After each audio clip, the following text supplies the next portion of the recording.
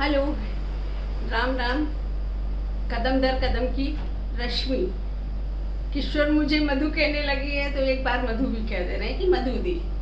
तो आज मैं रिकॉर्डिंग कर रही हूँ, चूँकि मोबाइल सीखती जा रही हूँ धीरे धीरे। जब स्मार्टफोन आ जाता है, पता नहीं कितने फीचर्स होते हैं जो अननोन रह जाते हैं और बहुत क्यूरियोसिटी। मैं वैसे भी इंजीनियर की बेटी थी तो हमेशा उत्सुकता रहती थी कि क्या खुड़पेच, ये भी सीख लो वो भी सीख लो। तो देखते रहते थे। अब सौरभ हैं बताने वाले, तो थोड़ा बाहर नाक भाव चढ़ा के बता ही देते हैं कि अच्छा मम्मी लाइए बताते हैं। तो पिछले दिनों आप लोगों ने देखा होगा कि बहुत व्हाट्सएप के खिलाफ निकला, ये हो रहा है प्राइवेसी का, फलाना हो रहा है ठिकाना। बहुत लोगों ने सुना, बहुत लोगों ने नहीं सुना, बहुत लोगों ने और भी ऐप्स डाउनलोड कर ली। उसी लहर में मैं भी थी कि चलो सिग्नल डाउनलोड किया जाए। फिर सौरभ बहुत बताता रहता है प्राइवेसी का। तो मैं आपको ये बताऊं कि ऐसा होता है कि अभी हम लोगों ने गूगल मैप लगा के और पिछले दिनों अपने कजिन के यहाँ गई थी। जब वहाँ से लौट रहे थे तो नेचुरली घर का रास्ता तो पता ही था, तो लौट रहे थे। लेकिन उसी समय एक मैसेज फ्लोट हुआ कि आपकी कुमार जी के यहाँ विजिट कैसी रही, हाउ वाज योर ट्रिप। और हम लोग हैरान, इस हद तक ट्रैकिंग होती है कितनी चीज़ों की। और सबसे बड़ा तो इस्तेमाल मान लीजिए नहीं भी हो, लेकिन आपकी एक एक एक्टिविटी की, मैं कुमार के यहाँ गई, बस चलता तो उनके यहाँ क्या खाया वो भी बता देते, क्योंकि अंदर तक का आपका हाल लेते हैं। तो उसी का सब्स्टिट्यूट, और जैसे मान लीजिए कि कोई एक ही चीज़ कैप्चर करता जाए पूरी मार्केट, तो उसी के सब्स्टिट्यूट में आई कि लाइए कुछ एप्लीकेशंस, सिग्नल्स आई, कुछ ब्राउज़र्स आए। जैसे गूगल सर्च जो है आपको बिल्कुल आपकी सारा ही डेटा कलेक्ट करके और मार्केट में प्रोवाइड करके, या आप लोग जो खिलवाड़ कर रहे हैं, हम लोग अपने फोटोज़ बना रहे हैं, वो सब प्रोवाइड कर दिया जाता है। और आप कभी अपना मेल चेक करिए तो जंक मेल से, एडवर्टीजमेंट से वो भरा रहता है। मैं खुद जानती हूँ, क्योंकि मैं जब गूगल सर्च करती हूँ तो एक बार में विदिन 2-3 घंटे के अंदर मेरे पास 100 से ऊपर मेल पड़ी रहती हैं। डिलीट करते करते आफत हो जाती है कि इसकी उसकी, डॉक्टर्स की, दुकानों की, सब्सक्राइब भी हो जाता है, कहाँ कहाँ आपका डेटा भेज दिया जाता है, कहाँ या कौन सा आपका टेस्ट है, क्या है, उससे कंसर्न आपके पॉपअप हो जाएंगे आपके टेस्ट के हिसाब से। आपने साड़ी वाला सेक्शन ब्राउज किया, आपने ऐप वाला सेक्शन ब्राउज किया, तो आपके टेस्ट के अकॉर्डिंग वो परोसते जाएंगे। वो उनकी कमाई है, करेंगे, लेकिन प्राइवेसी का तो उल्लंघन है ही। और आपकी मेल भी भरती ही जा रही है। तो सौरभ से कुछ 2-4 पूछ पाछ के मैंने उनसे निकलवाया कि क्या करूं, और कुछ तो मैंने खुद भी डाउनलोड की और हैरान रह गई कि जहां मैं हर दिन जो है 60-70 मेल दिन में 2-3 बार तो डिलीट करती ही थी। कभी ICICI प्रूडेंशियल, कभी मेटलाइफ, कभी कुछ, कभी आपका पैन कार्ड, आधार कार्ड, भर जाता था मोबाइल। हैंग भी हो जाता है कभी कभी इन मेल्स की वजह से। और वो भी तो है, एडवर्टीजमेंट भी है, और क्या कलेक्ट कर रहे हैं क्या नहीं कर रहे हैं वो आपको बिल्कुल नहीं पता। आप कहते करने दो यार, हम भी जैसे होती हैं औरतें, करने दो यार। लेकिन उस करने दो यार के चक्कर में कई बार शायद इसी से साइबर क्राइम भी पनपते हो, हैकिंग होती हो, आपकी एक एक एक्टिविटी आप नज़र में है। तो उसको देखते हुए मैंने सर्च इंजन बदले।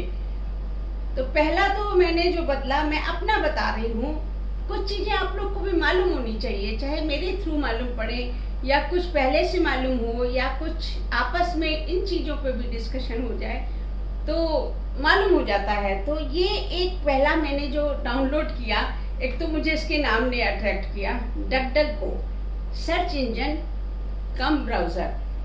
तो ये उसकी जगह क्रोम ब्राउज़र की जगह यूज़ कर सकते हैं आप। प्राइवेसी का ध्यान रखता है और इसके थ्रू कोई वेबसाइट खोलेंगे तो ये ट्रैक नहीं करेगा आपकी हर एक्टिविटी को।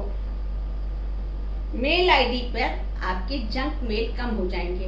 नेचुरली जब डकडकगो पे आपने ब्राउज कर लिया, आपको कोई मटेरियल चाहिए था, आपको कोई न्यूज़ चाहिए था, मैं भी अक्सर करा करती हूँ कि आज चलो तालिबान से संबंधित न्यूज़ देख ली जाए या लेटेस्ट देख लिया जाए, या मुझे कोई वॉलपेपर चाहिए या कुछ भी चाहिए तो मैं सर्च इंजन तो इस्तेमाल करती हूँ गूगल क्रोम के थ्रू, गूगल सर्च, और उसके बाद तो वो दनादन मेल मेरी भर जाती है। और जब से ये डकडकगो एक तो नाम अट्रैक्ट करता है, उसके बाद जब सर्च कर लेती हूँ उसी समय क्लियर दबाया तो एक मेरे में तो एक फ्लेम टाइप का आता है जिससे लगा दिखता है कि आपकी सारी सर्च वॉश आउट हो गई। वो मुझे बहुत अट्रैक्ट करता है, मैं और आदत भी पड़ गई है कि हमेशा कर देती हूँ। और आप विश्वास नहीं करेंगे, 60 की जगह मुश्किल से अब दिन में 2-3 मेल्स पड़ी रहती हैं, 6 मेल पड़ी रहती हैं। आप कहेंगे कि फ़र्क क्या पड़ रहा है? क्यों नहीं फ़र्क पड़ता है, बिल्कुल फ़र्क पड़ता है। आपकी मेल भर रही है, आप कोई चीज़ देख रहे हैं, फेसबुक में वीडियो देख रहे हैं, उसके आगे आपके टेस्ट के हिसाब से मैसेज पॉपअप होते जा रहे हैं, तो उसका फ़र्क पड़ता है। और क्यों हम अपनी प्राइवेसी जो है डिस्टर्ब करें? तो ये एक मैं सजेस्ट करूंगी भी, जिसको करना होगा करेगा, तो वो डकडकगो है, एक सर्च इंजन कम ब्राउज़र। और गूगल सर्च के विकल्प के गूगल से आप करेंगे तो नेचुरली गूगल बहुत बड़ा जाइंट है इस फील्ड में, और ये लोग नए आते हुए तो ये प्राइवेसी आपको ये तो एश्योर करते हैं कि आपका मेटा डेटा कोई उसके साथ नहीं होगा। दूसरा एक थ्रीमा, THREEMA थ्रीमा ऐप है, ये सब प्ले स्टोर से मिल जाएगा। व्हाट्सएप के सब्स्टिट्यूट जैसे सिग्नल था, लेकिन ये एक पेड ऐप है, 270 रुपये फॉर एवर, कोई बड़ी रकम नहीं है। और ये भी इसका 1 टाइम पेमेंट है।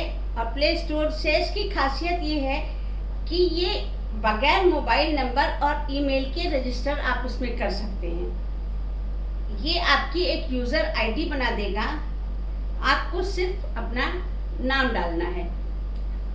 ये स्विस ऐप है, प्राइवेसी का बेहतर ध्यान। मैं बार बार जोर दे रही हूँ, जब इतनी ऐप्स हैं अवेलेबल, छोटी छोटी रकमों से तो आपको कोई फर्क नहीं पड़ता है, और ये आपका कोई डेटा कलेक्ट करके कोई एडवर्टाइजर्स को नहीं प्रोवाइड कराता है। और इसमें एक ब्लॉक अननोन फीचर भी है। अगर किसी व्यक्ति का फ़ोन नंबर आपके मोबाइल में स्टोर नहीं है तो वो आपको कभी मैसेज नहीं भेज सकता।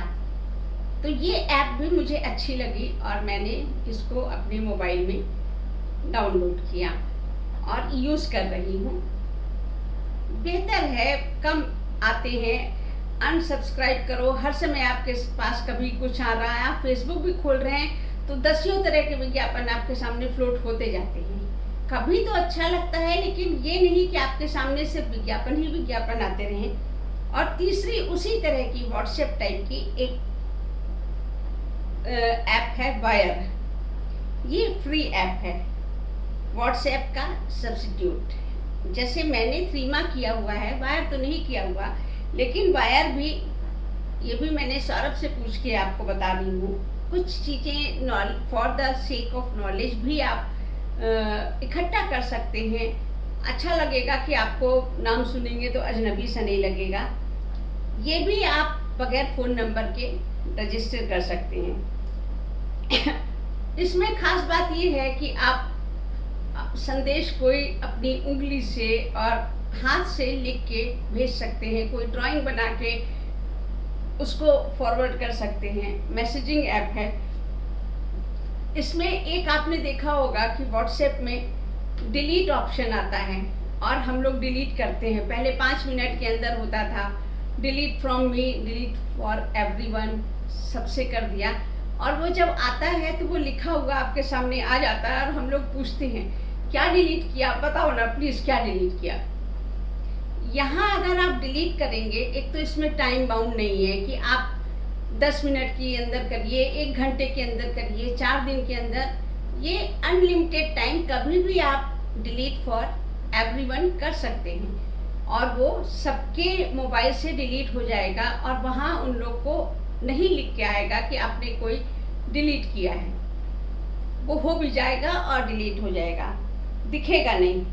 और जब दिखेगा नहीं तो आप नहीं पूछेंगे कि क्या डिलीट किया। तो ये तो थी बकबकिया रश्मि की कुछ जानकारियाँ जो अपना ज्ञान बढ़ा चुकी हैं। थोड़ा सा मैंने कहा छलकाए आऊं और आप लोग को भी बताऊं। अब मैं आती हूँ अपनी कविता सेक्शन की तरफ, हमेशा की तरह लेके। ये मेरी कविता का शीर्षक है दोस्त तरह तरह के। कितनी तरह के दोस्त होते हैं बहन जी, क्या बताऊं, मेरा जी तो इनसे आजिज आया। एक पड़ोसन ने दूसरी पड़ोसन को अपना दुखड़ा सुनाया। दिन भर वही लुंगाड़े लफंगे दोस्त, रात में कल मुहे को घर याद आया। क्या पंचायत हो रही थी कि रात में कल मुहे को घर याद आया और दूजी ने आंसू बहाकर फरमाया, बहन तुम्हारी तो ठीक है, मेरे वाले ने तो पता नहीं किन किन आभासी चुड़ैलों से नाता अपनाया।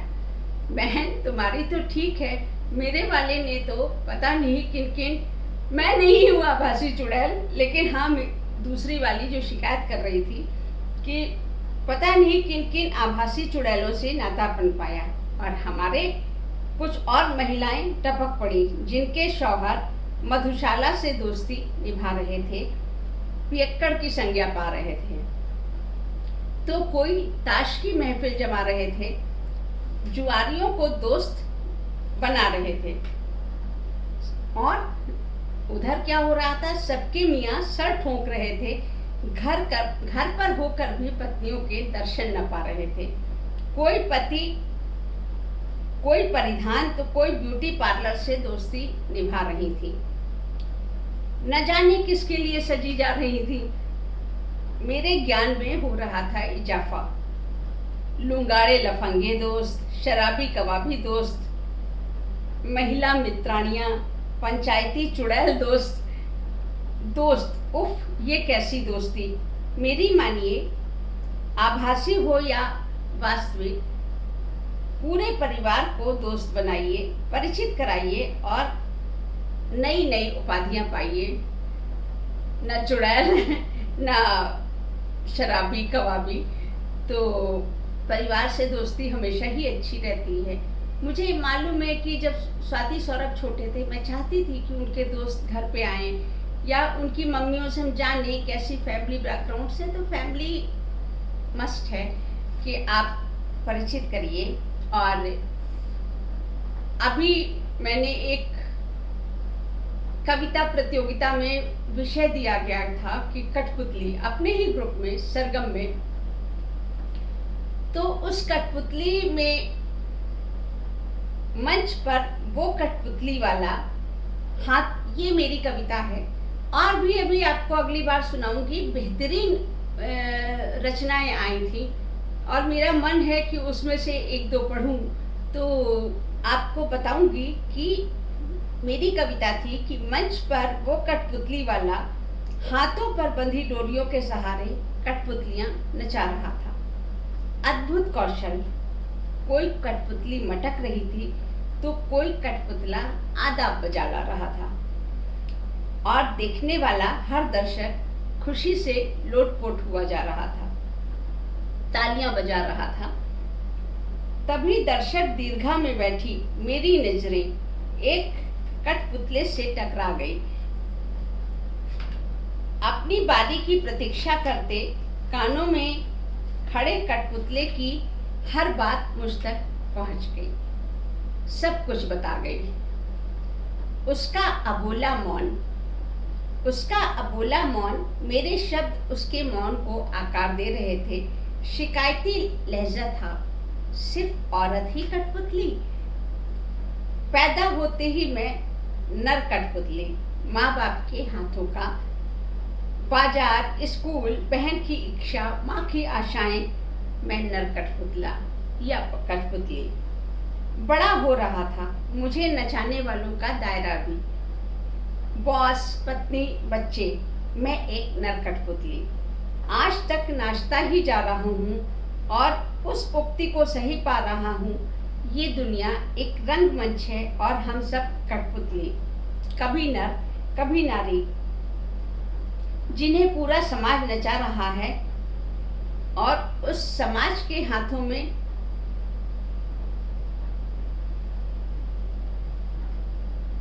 और जिन्हें पूरा समाज नचा रहा है। तो ये तो थी मेरी कठपुतली कविता। वाकई में हम लोग कठपुतली हैं, लेकिन कठपुतली के नाम पे चूंकि स्त्रीलिंग से तो ज़्यादातर ये हो जाता है कि अजी हम लोग तो बस कठपुतलियाँ हैं आदमियों के हाथों की, लेकिन है कठपुतली तो सभी। और इसकी रचनाएं तो मैं ज़रूर सुनाना चाहूँगी। हमारे यहाँ बेहतरीन रचनाकार हैं। अगली बार जब मिलूंगी तब तक एक छोटी सी कविता मैं आपको और सुना रही हूँ। ईश्वर पे लिखी थी अभी। कभी कमजोर पड़ते मन तो कभी कमजोर पड़ते तन। ये मेरे अपने विचार हैं। सबको ईश्वर को सोचने का ढंग अलग अलग होता है। मैंने जो ईश्वर को सोचा तो ये था कि कभी कमजोर पड़ते मन तो कभी कमजोर पड़ते तन की करुण पुकार है ईश्वर। कभी तो ये पुकार निरर्थक नजर आती है, व्यर्थ जाती है, पर कभी कभी खुद के अंदर की खोई शक्ति हर पुकार को अनसुना होता देखकर अब हम चिल्ला रहे हैं प्रभु, और प्रभु नहीं सुन रहा है। तो कभी कभी खुद के अंदर की खोई शक्ति हर पुकार को अनसुना होते देख लौट आती है, नए संबल के साथ जूझ जाती है और हम निराकार ईश्वर के आकार दिए रूप के समक्ष। स्वाभाविक है कि उस निराकार ईश्वर को, उस अदृश्य ईश्वर को अपनी आस्था स्थापित करने के लिए आकार हमने ही दिया है, तो नए संबल के साथ जूझ जाती है और हम निराकार ईश्वर के आकार दिए रूप के समक्ष नत होने, धन्यवाद देने पहुंच जाते हैं मंदिर, मस्जिद और गिरजाघर। लेकिन ईश्वर या ईश्वरीय शक्ति जिसको हम खो रहे थे उसको भी ढूंढा हमने खुद ही। तो ये तो थी मेरी कुछ रचनाएं और कुछ ऐप्स का परिचय।